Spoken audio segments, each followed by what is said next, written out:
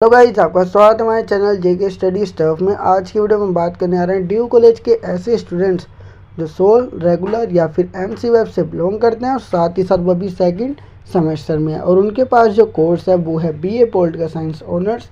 और इसके अंदर एक बुक जिसको आप सब्जेक्ट भी कह सकते हो, वो अपनी पर्सपेक्टिव ऑन पब्लिक एडमिनिस्ट्रेशन। तो इसकी जो यूनिट फर्स्ट है वो मैं कंप्लीट कर चुका हूँ। बाकी हम इस वीडियो में बात करने जा रहे हैं यूनिट सेकेंड के फर्स्ट चैप्टर के बारे में, जो कि अपना है वैज्ञानिक प्रबंध दृष्टिकोण। तो सबसे पहले हमें ये पता होना चाहिए कि वैज्ञानिक क्या होता है और प्रबंध क्या होता है, या फिर वैज्ञानिक प्रबंध क्या होता है। ठीक है, इनको टुकड़ों में बांट कर अगर हम करेंगे तो ये बहुत ईजी से आपको समझ आएगा। ठीक है, तो अपनी जो यूनिट सेकंड है जिसका चैप्टर नंबर फर्स्ट है वैज्ञानिक प्रबंध दृष्टिकोण। ठीक है, तो इसको बोलते हैं हम साइंटिफिक मैनेजमेंट। तो इसके अंदर हम क्या करेंगे, सबसे पहले वैज्ञानिक प्रबंध क्या होता है उसको जानेंगे। ठीक है, और धीरे धीरे हम आगे बढ़ते जाएंगे। ठीक है, तो ये अपना क्या इम्पोर्टेंट क्वेश्चन भी है, इसके ऊपर कई बार जो है क्वेश्चन पूछे भी जाते हैं आपके एग्ज़ाम में। तो देखते हैं और शुरू करते हैं वैज्ञानिक प्रबंध क्या है। तो जैसे कि आपको स्क्रीन पे दिख रहे होंगे, ये अपने नोट्स है। वैज्ञानिक जो प्रबंध है, ठीक है, वैज्ञानिक प्रबंध मतलब साइंटिफिक मैनेजमेंट। तो वैज्ञानिक प्रबंध दो शब्दों से मिलकर बना है, जिसमें वैज्ञानिक अलग है और प्रबंध अलग है। ठीक है, वैज्ञानिक प्लस प्रबंध। वैज्ञानिक प्रबंध दो शब्दों का योग है, ये दो शब्दों से मिलके बना है, वही बात है विज्ञान और प्रबंध। ठीक है, विज्ञान शब्द में वी जो है ना उसका अर्थ होता है अधिक, मतलब ज़्यादा, अर्थात विशिष्ट या फिर स्पेशल। विज्ञान में जो वी शब्द है ना, वी, उसका मतलब क्या होता है अधिक या मतलब ज़्यादा या फिर स्पेशल। और ज्ञान, ज्ञान का मतलब क्या है, जानकारी से है, मतलब ऐसी जानकारी जो होनी हमें चाहिए ज़्यादा और साथ ही साथ वो स्पेशल भी होनी चाहिए, हमारे काम के लिए भी होनी चाहिए। ठीक है, स्पेशल इन्फॉर्मेशन या फिर अगर ज़्यादा इन्फॉर्मेशन की बात करें तो उसको ही हम क्या बोलेंगे, विज्ञान बोलेंगे। अब दूसरी बात, इस प्रकार विज्ञान का अर्थ है विशिष्ट जानकारी, मतलब कोई स्पेशल इन्फॉर्मेशन या फिर ज्ञान की अभिवृद्धि से है, मतलब ज्ञान हो तो हमें ज़्यादा होना चाहिए, जो नए प्रयोगों के द्वारा हमारे सामान्य ज्ञान में जुड़ जाती है। ठीक है, अगर नए प्रयोग करते रहेंगे तो उसके द्वारा वो क्या होगी, हमारे सामान्य ज्ञान में जुड़ जाते हैं। तो इसका मतलब यही है, विज्ञान का मतलब आपको समझ आ गया होगा।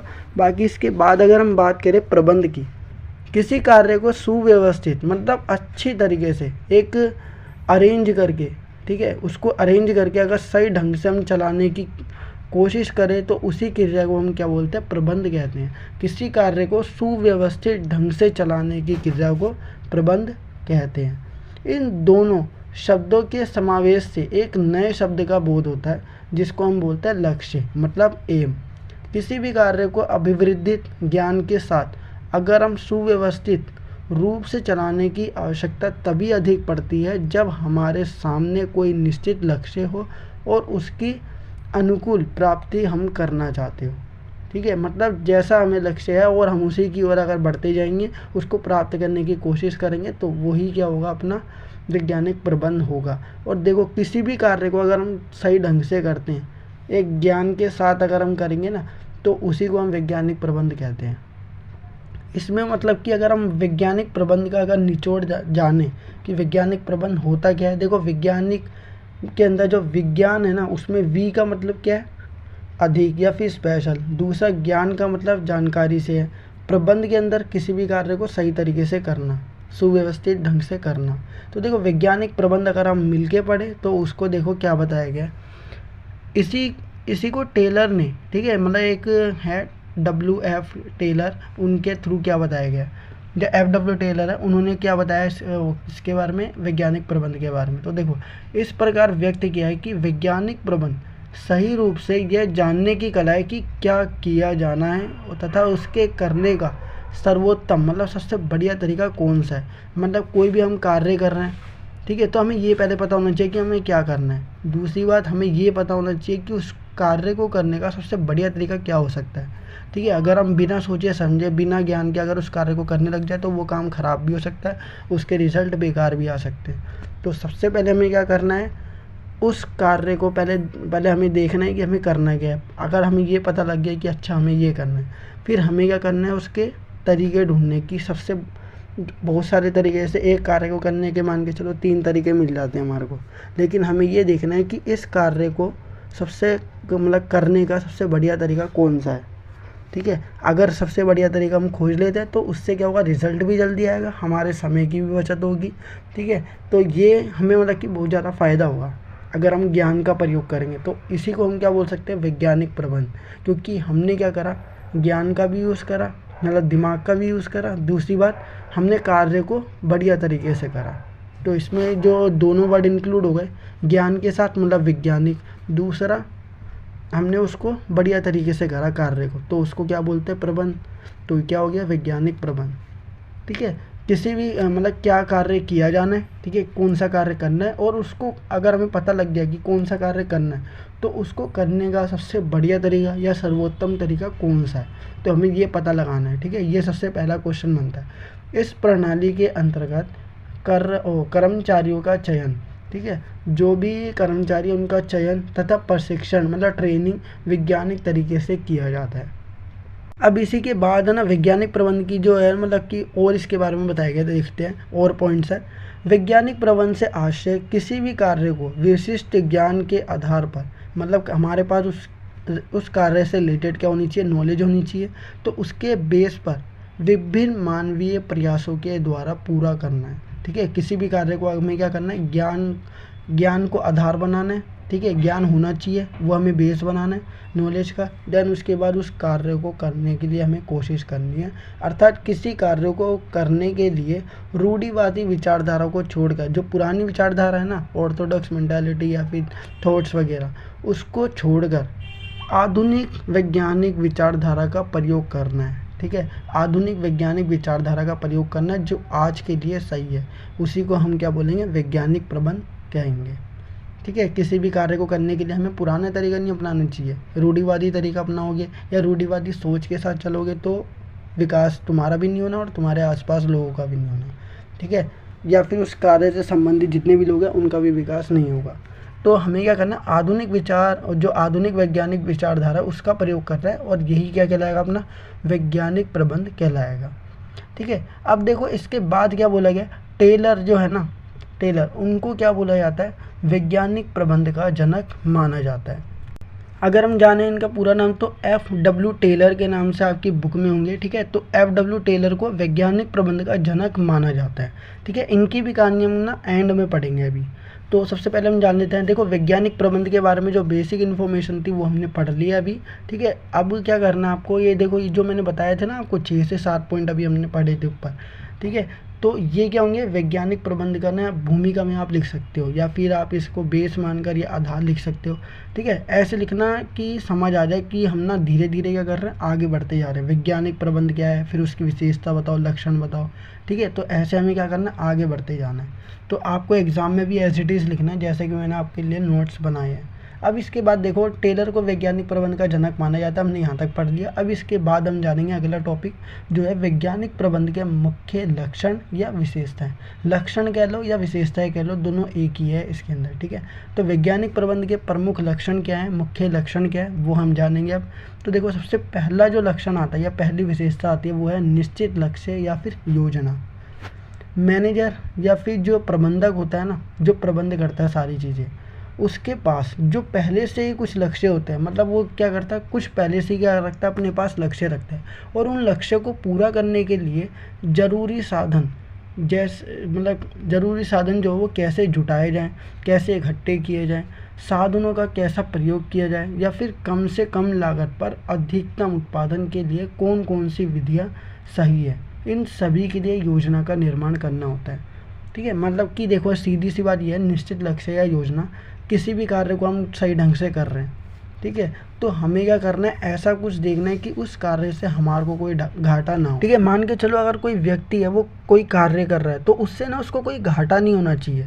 अगर उससे उसको मतलब कि कोई लाभ ही नहीं पहुंचेगा तो वो कार्य करेगा ही नहीं।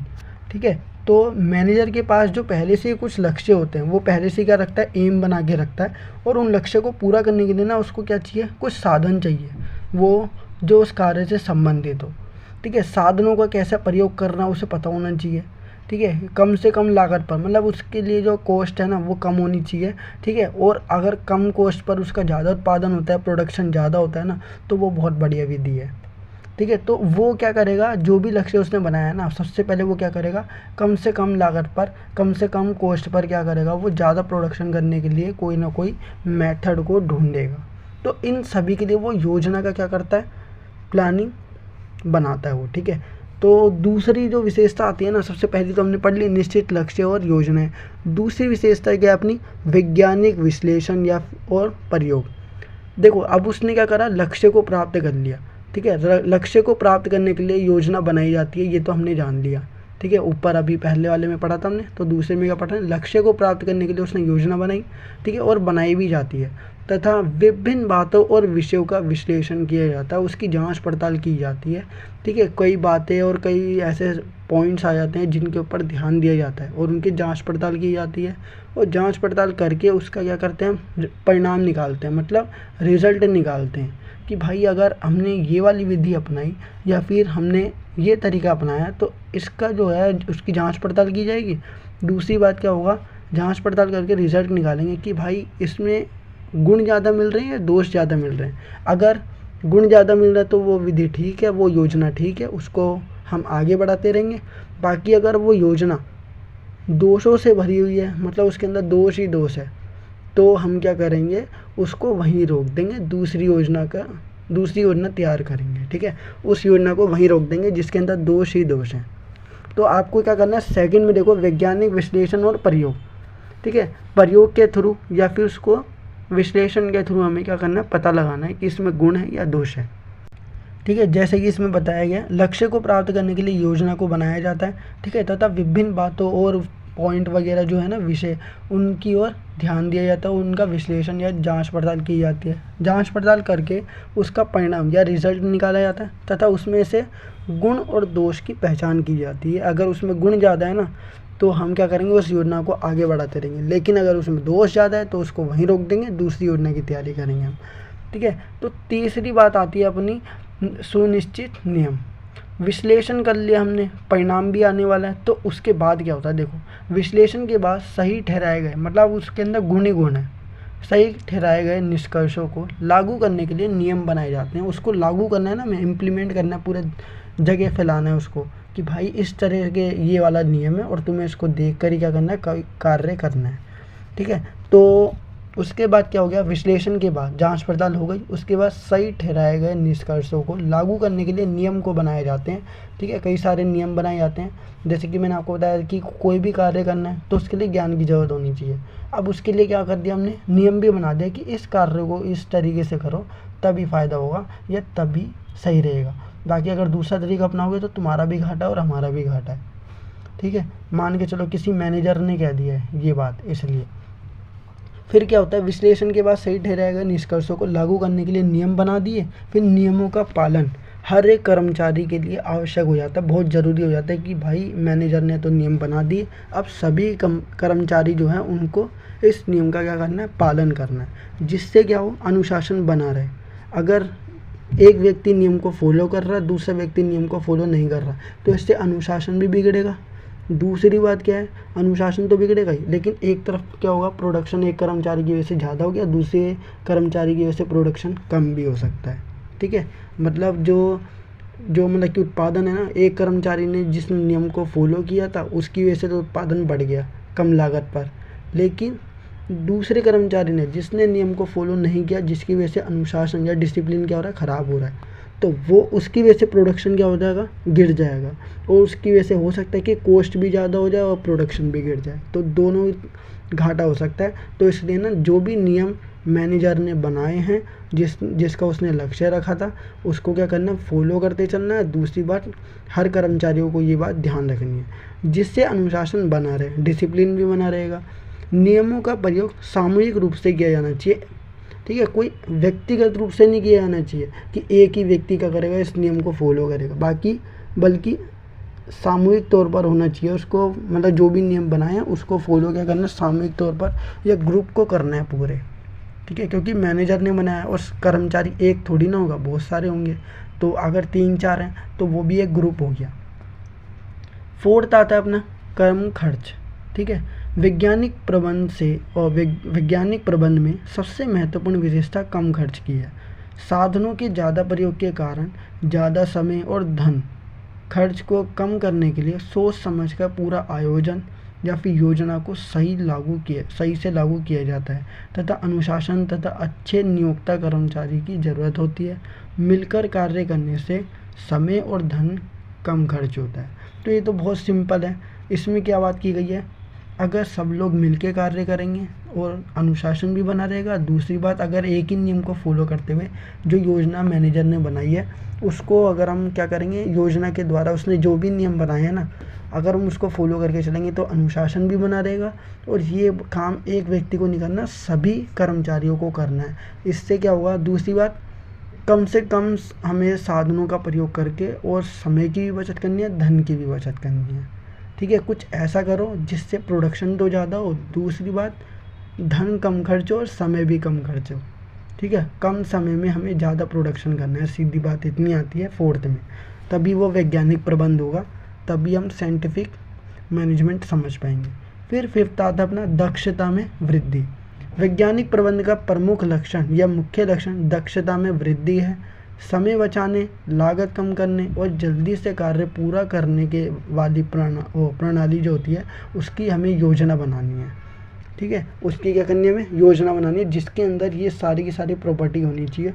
समय बचना चाहिए, लागत कम होनी चाहिए, जल्दी से कार्य पूरा हो जाए, ऐसी प्रणाली की योजना बनानी दक्षता में वृद्धि वाला होगा। इससे क्या होगी, व्यक्ति ना कम समय में या फिर एक तरीके से कह लो उनके समय की बचत होगी, लागत भी बचेगी और कार्य जल्दी भी हो जाएगा। इससे मेहनत भी क्या हो सकता है, कम भी लग सकती है क्योंकि सब लोग मिलके काम कर रहे हैं। ठीक है, इसमें क्या होगा, कार्य बट जाएंगे, तो ये बात भी सही है। फिर आता है सिक्स्थ, श्रम एवं पूंजी में समन्वय। वैज्ञानिक प्रबंध से ज्ञात हुआ है कि पूंजी और श्रम मतलब एक तरीके से कह लो मशीनों के द्वारा और एक मेहनत के द्वारा, दोनों का उद्देश्य एक ही है। यदि दोनों मिलकर कार्य करें तो लक्ष्य की प्राप्ति आसानी से हो सकती है। ठीक है, अगर मतलब कि मेहनत करके या फिर मजदूर जो है मशीन, अगर दोनों मिलकर कार्य करें, कोऑर्डिनेट करेंगे ना, एक साथ समन्वय करेंगे, तो हो सकता है कि वो कार्य क्या हो या फिर लक्ष्य क्या हो, हमें जल्दी प्राप्त हो सके। तो ये जो वैज्ञानिक प्रबंध है उसके प्रमुख लक्षण और विशेषताएं अपनी कितनी थी, टोटल 6 थी। ठीक है, बाकी इसके अलावा भी बहुत सारी थी, लेकिन अपन को क्या करना है, सिलेबस के अकॉर्डिंग चलना है। ठीक है, तो आप ना इतनी लर्न कर सकते हो। ठीक है, तो इसके बाद अगर हम बात करें FW टेलर और वैज्ञानिक प्रबंध, ये अपना नेक्स्ट टॉपिक आता है और ये सबसे इम्पोर्टेंट है। मतलब इसका ये है कि FW टेलर ने वैज्ञानिक प्रबंध के बारे में क्या क्या बातें कही जिसकी वजह से उनको FW टेलर को वैज्ञानिक प्रबंध का जनक माना जाता है। ठीक है, आई होप आपको इतना समझ आ गया होगा। बाकी आपको कुछ भी डाउट हो रहा है ना किसी भी टॉपिक में, किसी भी शब्द वगैरह में, तो आप हमें कमेंट बॉक्स में बता सकते हैं। मैं उसका जो सॉल्यूशन है आपको वहीं पे बता दूंगा या तो इसकी पर्टिकुलर वीडियो भी मैं आपके लिए बना दूंगा। ठीक है, तो सबसे पहले हम क्या करेंगे, FW टेलर और वैज्ञानिक प्रबंध। ठीक है, इस मतलब FW टेलर का वैज्ञानिक प्रबंध से क्या संबंध है और उनको इसका जनक क्यों माना जाता है, सिंपली यही टॉपिक है। तो हम इसको देखते हैं। प्रबंधकीय उद्देश्य और औद्योगिक प्रगति के मार्ग में आने वाली व्यवहारिक कठिनाइयों का सबसे पहला अध्ययन श्री चार्ल्स बेबेज ने किया था। ठीक है, मतलब कि औद्योगिक प्रगति के मार्ग में जितनी भी मतलब जो भी इंडस्ट्रियल जो अपनी प्रोग्रेस होती है उसके मार्ग में, उसके रास्ते में जितनी भी रियलिटी में कठिनाइयाँ आ रही थी ना, चुनौतियाँ आ रही थी, मुश्किलें आ रही थी, तो उनका सबसे पहला अध्ययन, उनकी सबसे पहली स्टडी किसने की थी, चार्ल्स बेबेज ने की थी, जिन्होंने 1870 से 71 में, ठीक है, इनके बीच में लागत एवं समय आदि के प्रयोग किए। लेकिन वैज्ञानिक प्रबंध को सर्वाधिक सुव्यवस्थित रूप से प्रस्तुत करने का श्रेय श्री FW टेलर को जाता है।